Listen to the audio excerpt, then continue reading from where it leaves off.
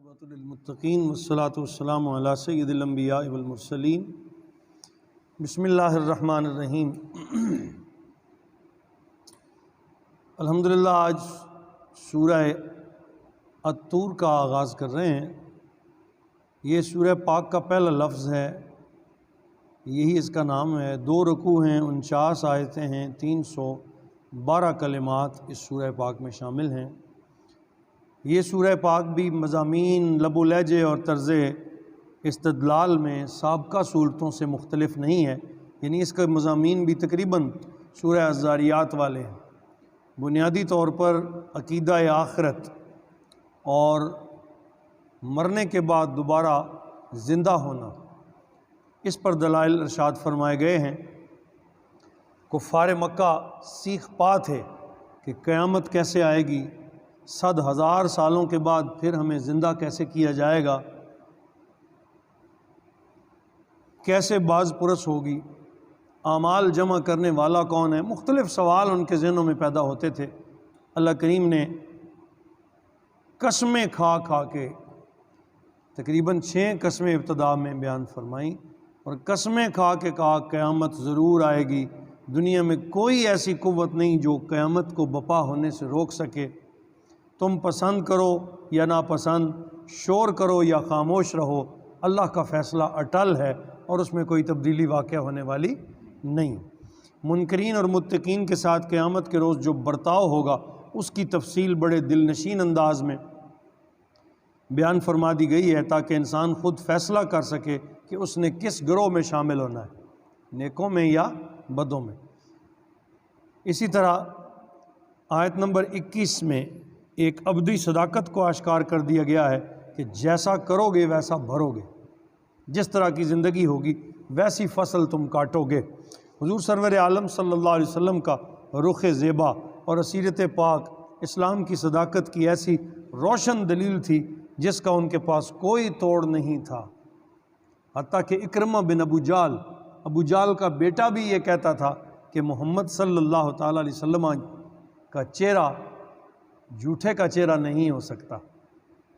بہت سارے منکرین بھی سرکار کو دیکھ کر ماننے پر وہ تیار ہوتے۔ ان کی سرکار کے ارشادات عالیہ کی اثر انگیزی اور حضور علیہ الصلوۃ والسلام کا جلال دونوں ہی قابل تقلید تھے، اس لیے کسی ایک موقف پر ٹھہرے رہنا ان کے بس کی بات نہیں تھا۔ کفار مکہ کبھی کاہن کہتے، کبھی مجنوں کہتے، کبھی شاعر کہہ دیتے، کبھی دیوانہ کہہ کے الزام لگاتے، کبھی کہتے یہ کتاب خدا کا کلام نہیں ہے بلکہ ان کے ذہن کی اختراع ہے۔ اللہ تعالیٰ نے دوسرے رکوع میں ان الزامات کا بڑی خوبی کے ساتھ رد فرمایا ہے۔ کفار کو جب اللہ وحدہ لا شریک کی عبادت کی دعوت دی جاتی تو ہڑبونگ مچا دیتے۔ ان سے پوچھا جا رہا ہے کہ اس اکڑ پھونک کی وجہ کیا ہے؟ تمہیں بھی تو آخر کسی نے پیدا کیا ہے، ذرا غور تو کرو وہ کون ہے؟ کیا یہ بت تمہیں پیدا کرنے پر قادر ہیں جو ایک مچھر کے پر بنانے پر بھی قادر نہیں؟ کیا وہ انسان جیسی شخصیت کو پیدا کر سکتے ہیں؟ تو اگر پیدا کرنے والے کا تمہیں یہ یقین ہے کہ ہم کسی کے پیدا کرنے سے پیدا ہوئے ہیں تو کہو وہ اللہ کی ذات ہے۔ آخر میں اللہ تعالیٰ نے اپنے حبیب مکرم صلی اللہ علیہ وسلم کو بتایا ہے، اے میرے حبیب یہ لا علاج مریض ہیں، انہیں چھوڑ دیجئے، ان کے دلوں کی آنکھ اندھی ہو چکی ہے، انہیں اپنی صداقت کا کتنا یقین ہے کچھ نہیں کہا جا سکتا۔ یہ آپ کی سچائی کو دیکھ کر سمجھنے سے قاصر ہیں، آپ کو دشمنوں کے حوالے کر کے آپ کا رب آپ سے لا تعلق نہیں ہے۔ فَإِنَّكَ بِأَعْيُنِنَا کے الفاظ فرما کے کہا میرے حبیب تم ہماری آنکھوں میں بستے ہو، اور جو ہماری آنکھوں میں بستا ہو اسے کوئی دنیا کی آنکھ کیسے نقصان پہنچا سکتی ہے، دنیا کا کوئی ہاتھ اس تک کیسے پہنچ سکتا ہے؟ بس آپ 2 کام کر لیں، ایک یہ کہ آپ ان ساری مشکلات پر صبر فرمائیں، اور دوسرا اللہ کی تسبیح اور تحمید کو اپنا وظیفہ بنا لیں۔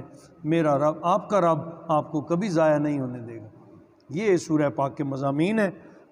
بسم اللہ الرحمن الرحیم۔ والطور وکتاب مستور فی رق منشور والبیت المعمور والسقف المرفوع والبحر المسجور ان عذاب ربک لواقع ما له من دافع یوم تمور السماء مورا وتسیر الجبال سیرا فویل یومئذ للمکذبین الذین هم فی خوض یلعبون صدق اللہ مولانا العظیم۔ ارشاد فرمایا والطور، قسم ہے کوہ طور کی، طور پہاڑ کی قسم، اور طور پہاڑ کی عظمت اس لیے ہے کہ اللہ نے اس پہاڑ پر موسیٰ سے کلام فرمایا ہے، قرآن عظیم میں اس کا ذکر فرمایا ہے۔ قسم ہے طور کی، وہ کتاب مستور، اور لکھی ہوئی کتاب کی۔ اب اس کتاب سے مراد تورات بھی ہے، اس سے مراد زبور بھی ہے، اس سے مراد ان جیسا آسمانی صحائف مراد ہے، لکھی ہوئی کتاب کی۔ دو، فی رق منشور، کھلے ورق پر، کھلے رق عربی زبان میں چمڑے کے، جس چمڑے کو دباغ لیا جائے اور اسے درست کر لیا جائے اور وہ ایک کتاب کی طرح کھلے ورق کی طرح ہو جائے، اسے رق کہتے ہیں۔ کیونکہ اس وقت چمڑے کے ٹکڑوں پر قرآن لکھا جاتا تھا، تو کہا کھلے ورق پر لکھے ہوئی کتاب کی قسم۔ والبیت المعمور، اور قسم ہے بیت معمور کی، اور بیت المعمور یہ فرشتوں کا قبلہ ہے جو عین بیت اللہ شریف کے اوپر ہے۔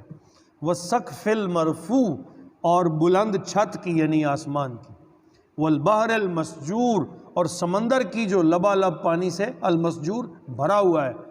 6 قسمیں اٹھا کے ارشاد فرمایا ان عذاب ربک لواقع، بے شک تیرے رب کا عذاب ضرور واقع ہوگا، تیرے رب کا عذاب ضرور واقع ہوگا۔ اب اللہ کو کوئی قسمیں کھانے کی حاجت ہے؟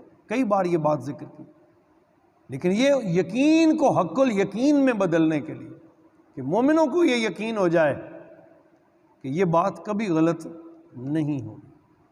فرمایا قسمیں کھا کے ارشاد ان عذاب ربک لواقع، بے شک آپ کے رب کا عذاب واقع ہو کر رہے گا، یہ مانے یا نہ مانے۔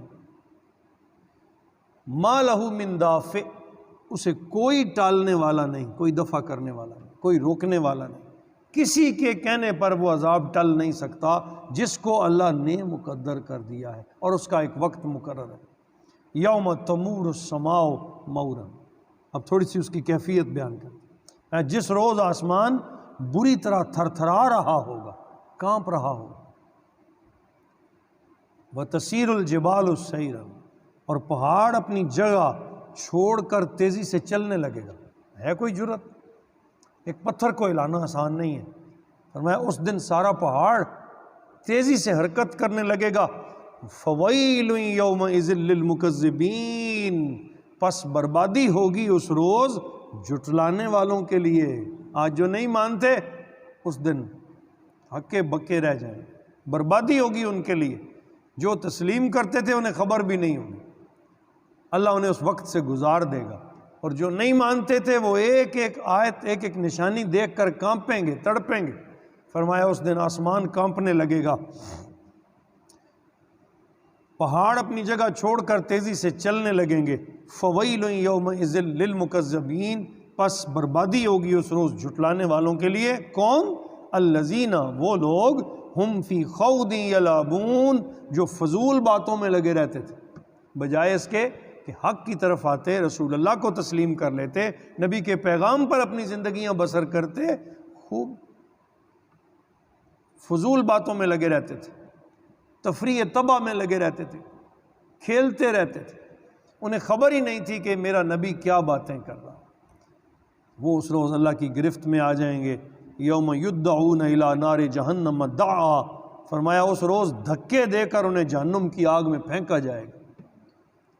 اس قدر سخت دن ہوگا، دھکے دے کے جہنم کی آگ کی دعن، دھکے دے کے پھینکا جائے گا، اور پھر ساتھ کہنے والا جو دھکے دے رہا ہوگا وہ کہے گا ھذہ النار التی کنتم بہا تکذبون، یہ ہے وہ آگ جس کو تم جھٹلایا کرتے تھے، یہ ہے وہ جس کا تم انکار کیا کرتے تھے۔ کیا کر سکو گے؟